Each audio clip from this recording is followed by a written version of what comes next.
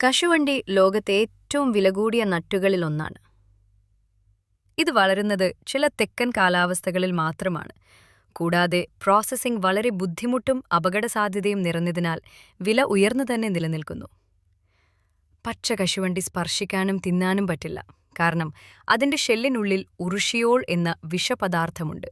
ഇത് ചർമ്മത്തിനെ പൊള്ളൽ ഏൽപ്പിക്കുന്നു. തൊഴിലാളികൾ കശുമാവിൽ നിന്ന് സിംഗിൾ നട്ട് കൈകൊണ്ട് നീക്കം ചെയ്യുന്നതോടെയാണ് പ്രക്രിയ ആരംഭിക്കുന്നത്. പുറംതോടിനുള്ളിലെ വിഷദ്രാവകം കുറയ്ക്കുന്നതിനായി നട്ട്സ് വെയിലിൽ ഉണക്കുന്നു. ഉണങ്ങിയതിനു ശേഷം പുറംതോട് വളരെ ശ്രദ്ധാപൂർവം പിളർത്തണം. ആധുനിക യന്ത്രങ്ങളിൽ പോലും ഈ ഘട്ടത്തിന് വൈദഗ്ധ്യമുള്ള കൈകൾ ആവശ്യമാണ്, കാരണം ആ ദ്രാവകം ചർമ്മത്തിനെ പൊള്ളൽ ഏൽപ്പിക്കുന്നു. അടുത്തതായി നട്ട്സ് വറുക്കുന്നു.